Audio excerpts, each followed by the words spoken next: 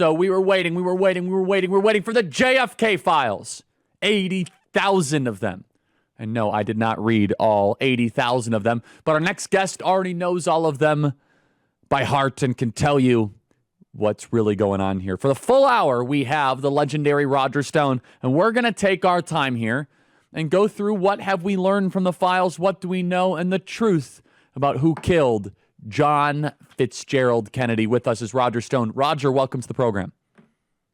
Charlie, it's great to be with you. Before we start, once again, I want to commend you and Turning Point USA for the crucial role you played in the greatest comeback in American political history, the smashing victory of President Donald Trump. Well, thank you, Roger. It was a team effort, and thank you for never leaving the president's side and for fighting all the way through.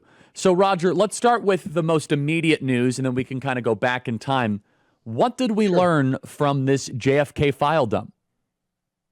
I think the one thing we learned is that the Central Intelligence Agency has dissembled in the past about their knowledge of Lee Harvey Oswald, at least his existence. We've learned that they knew he was not a good shot. I don't believe that he is the shooter from the 6th floor of the Texas School Book Depository building. But again, these documents have been in government hands for 62 plus years. In other words, plenty of time to sanitize them.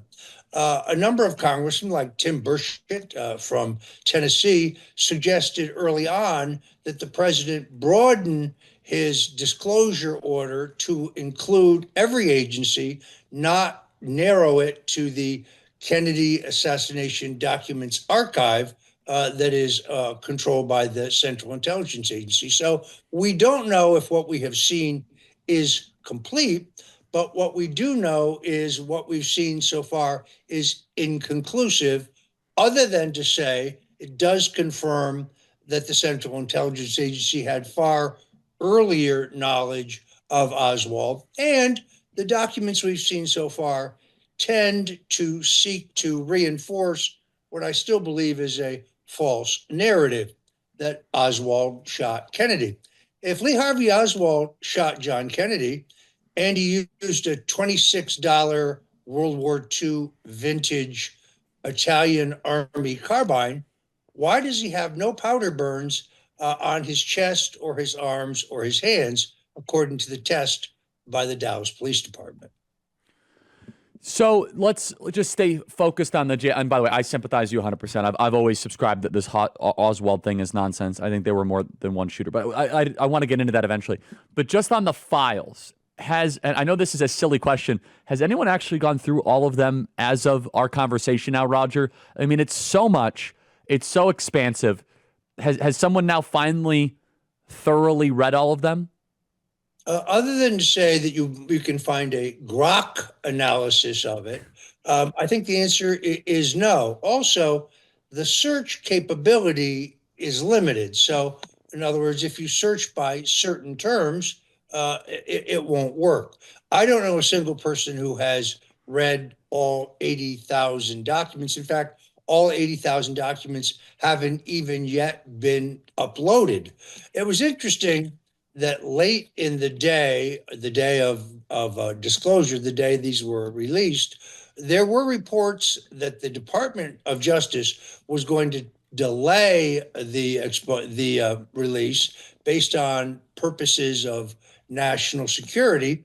And then I was glad to see that Tulsi Gabbard, keeping the president's promise, announced when the documents could be seen both online and you can go to the National Archives and see them in person. You got to make an appointment, I believe, but for any American to see. So the president has kept his promise, but what we don't know is whether what is going to be released, ultimately, all 80,000, is in fact complete. I don't think any conclusion can be drawn based on what we have seen other than the agency's knowledge regarding Oswald starts far earlier than they say. Remember, Charlie, that the law mandating the release of these documents was passed in 1994. The date set was 2017. At that time, President Trump released about 80% of the documents, and we learned of some amazing things there. For example, we had the 1099 from the IRS to Lee Harvey Oswald for his time working for the FBI as an informant.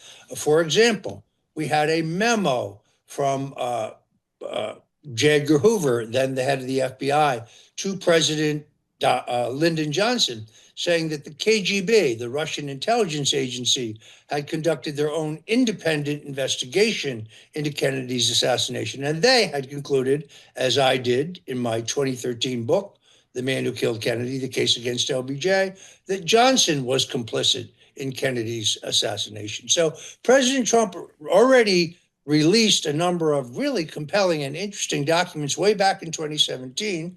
He didn't release all of them that time because Mike Pompeo, the CIA director, asked that 20% of the documents be held back. Those are the documents that we are seeing now and which we will see more of shortly. So yeah, so just so our audience understands that they're still all being uploaded in real time. Is that correct? That this is a process? That is correct. So all 80,000 are not out there. Therefore, it's impossible to make a total judgment. With the stock market at record highs, are you prepared for the next downturn? Corrections can be unforgiving. Smart investors know diversification is the key to financial security. Noble Gold Investments make it easy to diversify with gold. With over $2 billion in sales, Noble Gold has helped thousands of Americans add gold to their portfolios. Open a qualified account today and receive 2 5-ounce silver America the Beautiful coins as a thank you. NobleGoldInvestments.com. Don't let the next correction catch you off guard. NobleGoldInvestments.com. There's a number of questions, and I've been posting them, that just remain unanswered. And it doesn't appear that we're going to get answers out of these documents. So do you think that there will be any documents that will prove your hypothesis connecting it to LBJ? And if so, what would that even look like? No, because I think actually the documentation of that is already established. For example, on the 6th floor of the Texas School Book Depository building, we find the fingerprints of a man named Malcolm Mac Wallace. They're on both the window encasement and they're on the cardboard boxes that form the crow's nest from which the shooter allegedly shot. We know that they are Wallace's fingerprints because Wallace was arrested for first-degree murder and tried and convicted in 1951. He shot and killed a man named John Douglas Kinzer, who was blackmailing Lyndon Johnson. He was also an employee of the U.S. Agriculture Department in a patronage job arranged for him by, well, Senator Lyndon Johnson. We also know that 6 people saw a man in the window of the Texas School Book Depository building who met the physical description of Wallace: middle-aged, heavy-set, balding, with glasses. 6 different witnesses see a man who meets that description, not the description of Lee Harvey Oswald.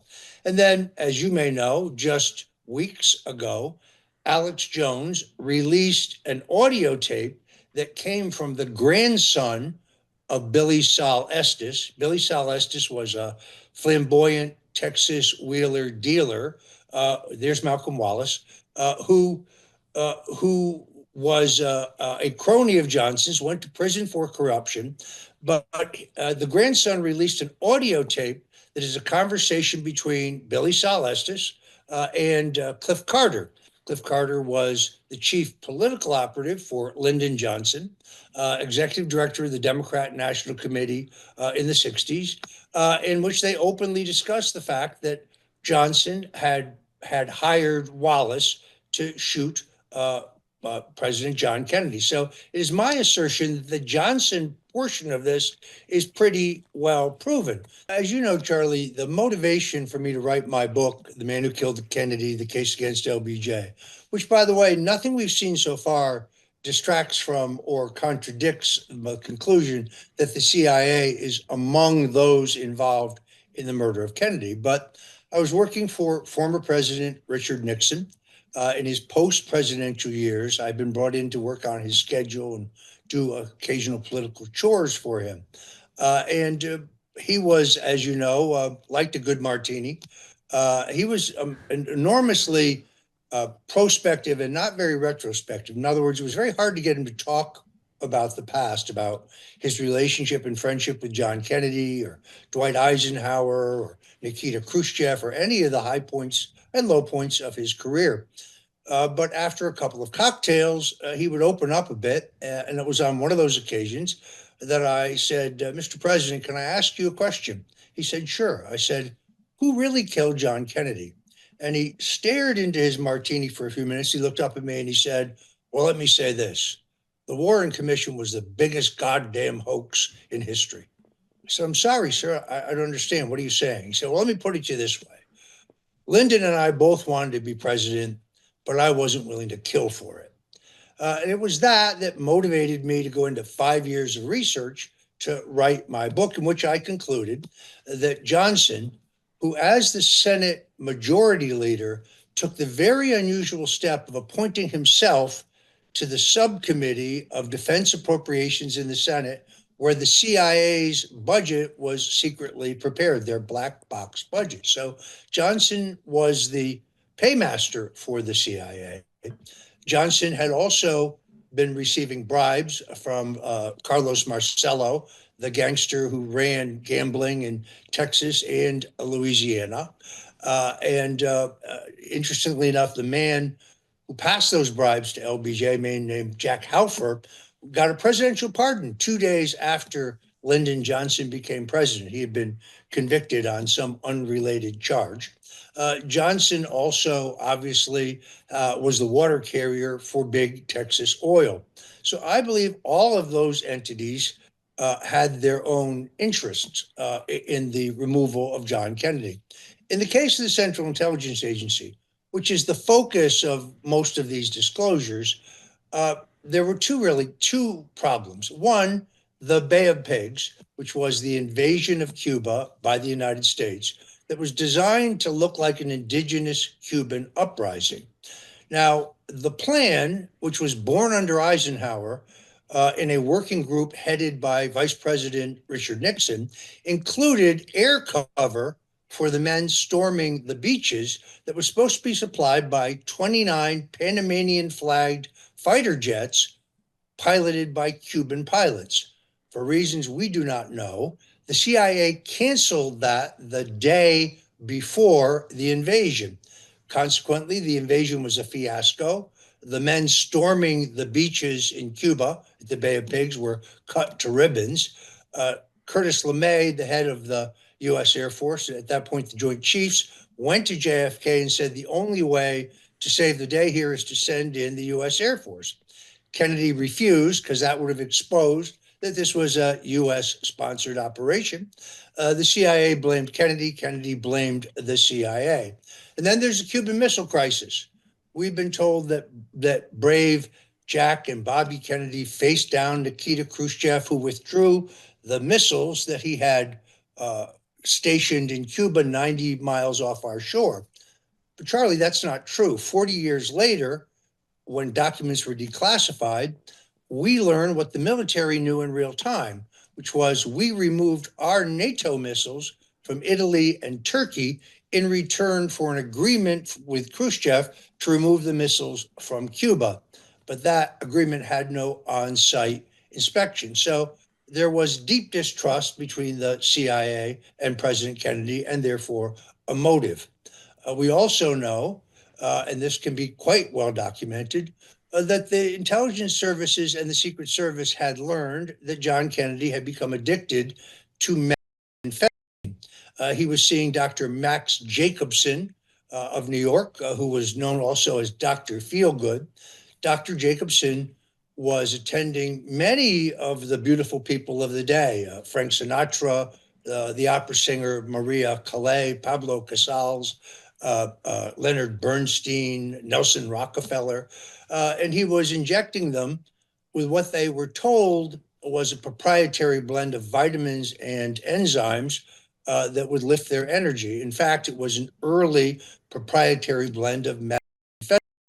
What I'm trying to do here, Charlie, is to demonstrate the motive of everyone who I believe is involved in Kennedy's assassination. So to wrap that up, the Central Intelligence Agency is angry about what they think is the mishandling of the Bay of Pigs, the mishandling of the Cuban Missile Crisis, and they're concerned about John Kennedy being attended by Dr. Max Jacobson. If you look at the manifest of those who traveled to Vienna for the summit conference with Khrushchev, you'll find Dr. Jacobson on that manifest. And in fact, he writes extensively in his own book about injecting John F. Kennedy with this proprietary blend of prior to his meeting with Khrushchev. So we've established the Central Intelligence Agency's motive, a lot of which I think is being confirmed in these documents. And then, of course, there's Big Texas Oil. Kennedy wants to repeal the oil depletion allowance. There's just so many unanswered questions. For example, Malcolm Kilduff, the deputy press secretary for John Kennedy, the man who announces to the press that Kennedy is dead, historic recording, he says in his memoirs that he's on the elevator with the new president, Lyndon Johnson, immediately after Johnson has assumed the presidency. And he says to him, Mr. President, who would do something so horrible? Who would kill our president? And Johnson says, it was a communist, son. He says, what kind of communist, Mr. President? He said, it was a Russian communist, son. There's only one problem. Lee Harvey Oswald has not yet been apprehended. Another point, the FBI under J. Edgar Hoover puts out a telex to all of the station chiefs in the United States saying that Lee Harvey Oswald, a Russian communist, has been apprehended. But the telex goes out before Oswald has actually been arrested in the theater in Dallas. Another unanswered question. So Roger, just in the interest of time, I do have a question though. Sure. So you were close to Richard Nixon. If Richard Nixon believed this, which I'm not doubting your story, why didn't he then go public with it during Watergate or in his post-presidency? Because it very well could have helped him while he was being transitioned into political exile. You know, our mutual friend Tucker Carlson, I think, actually illustrated this point. Very recently, he played an audio tape that is a conversation between Richard Nixon and the CIA director, Richard Helms, in which he's beginning to pressure Helms for help from the CIA in the encroaching Watergate scandal. And he confronts him and says, a lot of dirty business went on over there at the agency. A lot of things were covered up. And Helms plays dumb and says, I'm not sure I understand what you're talking about, Mr. President. And Nixon says it right out loud. He says, let me put it this way. I know who shot John. So the answer to your question, Charlie, is I believe, based on that recording and also on an interview I did with General Alexander Haig, Nixon's last chief of staff, that Nixon leveraged his knowledge of Kennedy's assassination and the government's duplicity in it for the pardon. And as reported by the New York Times, Gerald Ford, later president, but at that time a member of the Warren Commission, at the direction of J. Edgar Hoover, the head of the FBI, actually takes the autopsy diagram from Kennedy's doctor, erases the markings that show a wound in Kennedy's upper back, and moves it to his lower neck, rear neck, to accommodate the so-called single bullet theory. When the New York Times asks President Ford, then a former president, why he did this, he said, well, the country needed closure. He didn't say the country needed truth. He said the country needed closure. So I believe Nixon actually leveraged this knowledge, leveraged this information. General Haig told me Nixon had them by the short hairs, and he told them, if I'm going down, I'm taking everyone with me. So Roger, let's now go through the events on the day that JFK was shot. What happened that day specifically that was suspicious, out of the ordinary? And what in the cover-up or the investigation made people believe that there was something here that was less than desirable? Well, let's remember, Kennedy is supposed to be going from the airport to the merchandise mart outside of Dallas, neither one of which is in the city limits. It is John Connally, then governor of Texas, who insists that the motorcade route go through Dealey Plaza. So why did they even go into the city to come back out of the city? And Jerry Bruno, who is the chief advance man for John F. Kennedy, records in his book that he objected to the motorcade route because it would have required and did require the presidential limousine to come to a full stop, a stop sign, which of course is what made Kennedy a target. Connally insists that if they don't take the motorcade route as demanded by the governor of Texas, that the entire trip will be scheduled. Secondarily, all of the buildings on both sides of Dealey Plaza are supposed to be searched, emptied, and sealed. They aren't. There's supposed to be multiple plainclothes Secret Service agents throughout the crowd. There aren't. There's supposed to be 3 motorcycle officers, each abreast the presidential limousine on each side. Not only are there not 6 motorcycle cops, there's 1, and he's directed to ride behind the presidential limousine. And then, of course, there is the question of Lyndon Johnson. The vice presidential limousine is riding 2 car lengths behind the presidential limousine. But if you look at newsreel footage and still camera footage, what you see in the succession of photos is Ralph Yarborough, the senator from Texas, arch enemy of Lyndon Johnson, Lady Bird Johnson, and Senator Johnson, or Vice President Johnson. And then in the next image, Johnson is missing. That's because he hits the deck prior to the first shot being heard. Now, Rufus Youngblood, who is a Secret Service agent assigned to Johnson, testifies to the Warren Commission that upon hearing the first shot, he pushed Johnson to the floor. After Johnson's death, Youngblood recants and says, well, no, that's not actually what happened. That's what I was told to say. But that Johnson hit the deck and was talking into a small radio or walkie-talkie prior to the first shot being fired. All of those anomalies raise suspicions about what happened that day. In fact, it was Johnson who convinced Kennedy to visit Texas.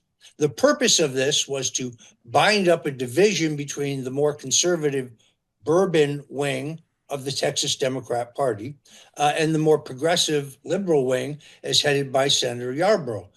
According to Jackie Kennedy's memoirs, the night before, Johnson goes to President Kennedy's hotel room in Fort Worth and tries to change the motorcade arrangements to put Senator Yarborough, his hated rival, in the death car with John Kennedy and move Governor Connally to the vice presidential car. Kennedy refuses, saying it defeats the whole purpose of his trip to Dallas. He's supposed to be seen with the head of the conservative wing of the party to try to unite the party for the 1964 election. Johnson pitches a fit. Jackie Kennedy says to her husband, "What's wrong with Lyndon?" And JFK says, "That's just Lyndon being Lyndon." As you know, Connally was wounded along with John Kennedy, and from thence the so-called single bullet theory was conjured up. In fact, this new documentary by Paramount Plus, What the Parkland Doctors Saw, you said at the beginning, Charlie, there are multiple shooters, and the wounds the doctors saw in John Kennedy were consistent with his being shot from the front and the back. None of this, of course, is reflected in any of the documents that have been released thus far. So let's remind the audience, though, the significance of this, because some 20-year-old that might be watching the show, Roger, would say, that's all terrible, but so what? Okay, let's say that there were 2 shooters. If there was more than one shooter, therefore that means the government lied about it in the Warren Commission, they actively covered it up, and therefore it means definitionally it was a conspiracy. Roger, do you believe in more than one shooter? If so, what do you think happened on the grassy knoll? There's at least two witnesses, one in the railroad tower, a second witness on the ground, who see a man on the fence line on the so-called grassy knoll. They see a puff of smoke from a gun. They actually see the man drive up in a green Plymouth station wagon, remove a rifle from a rifle bag, shoot from the fence line. I believe that man was a paid assassin, a Corsican who was working for organized crime. I think that is one of two shooters. The other shooter we've already talked about. I believe it is Malcolm Wallace from the sixth floor of the Texas School Book Depository. Johnny Roselli, very famous gangster, rather flamboyant, insists that he was a shooter shooting from the sewer grate. So there's at least three shooters. I think there may have been a fourth shooter in the Dow Tex building, which is across from the Texas School Book Depository building. 16 doctors record a blowout wound in the rear of Kennedy's head, meaning he had been hit from the front. There's a wound about the size of a grapefruit in the back of Kennedy's head. By the time his body gets to the Bethesda Medical Center, and by the way, his body had to be removed at gunpoint by the Secret Service because Texas state law insists on an autopsy performed in Texas before the body can be released. So they essentially snatch the body and they take it to Washington. Now, I believe it is possible that Kennedy's body actually left on Air Force Two, got to Bethesda Medical Center earlier than expected. That the coffin that was on Air Force One may have been empty, and that wound is not recorded in Bethesda. Meaning Well, and body, really quick, yes or no question, Roger. Didn't his head go missing? His brain very definitely went missing. That is indisputable. Yes. Poof, it just disappeared. Okay, Roger. So we have a couple minutes remaining here. The significance of getting towards the truth of this could show that the government lies to you and the government was involved.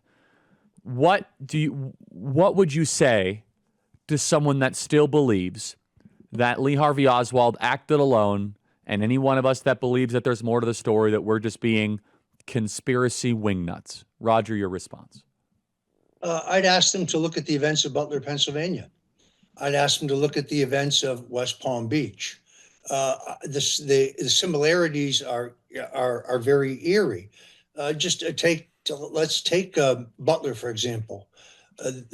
We know that the Secret Service, the state police, and the local police know for 92 minutes there's a man who's been seen with a rangefinder and a gun within the sealed perimeter of the president's event, but no one tells the president's direct security detail, and he's not evacuated, which is what the Secret Service manual would have required.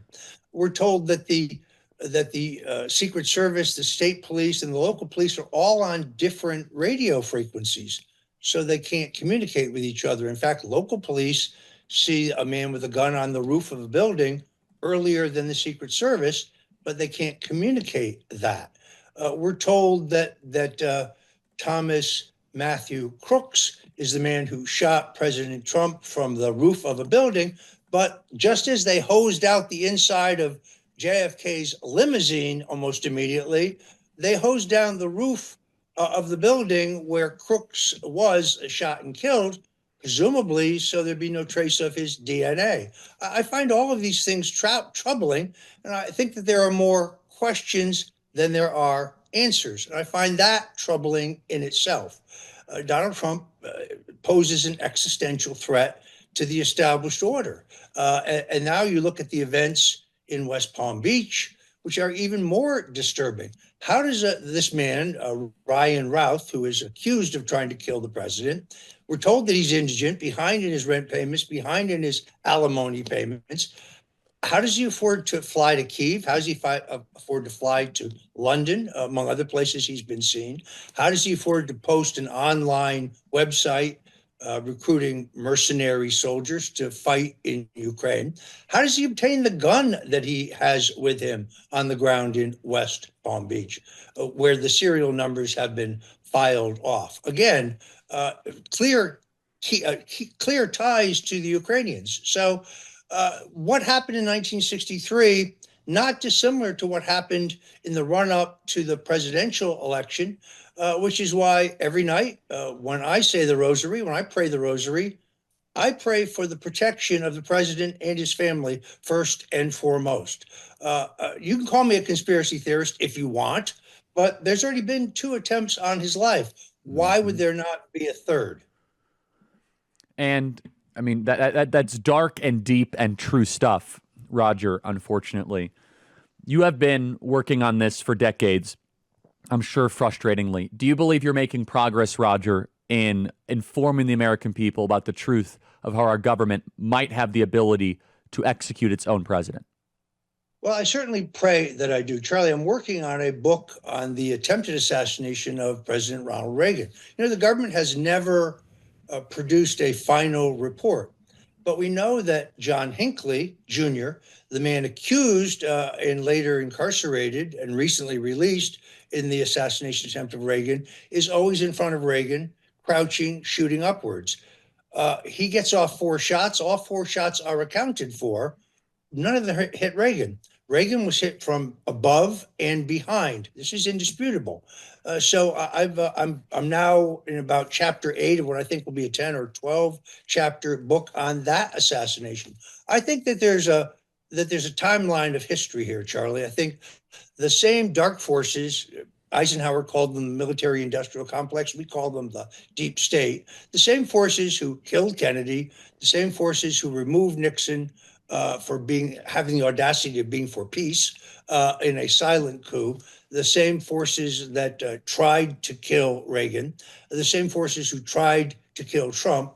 Is this, in fact, this deep state, this globalist conspiracy of unelected bureaucrats and others that infect our national security apparatus, our military, the think tanks, the defense contractors, and they are scared to death by the most improbable and I think successful president in our lifetimes.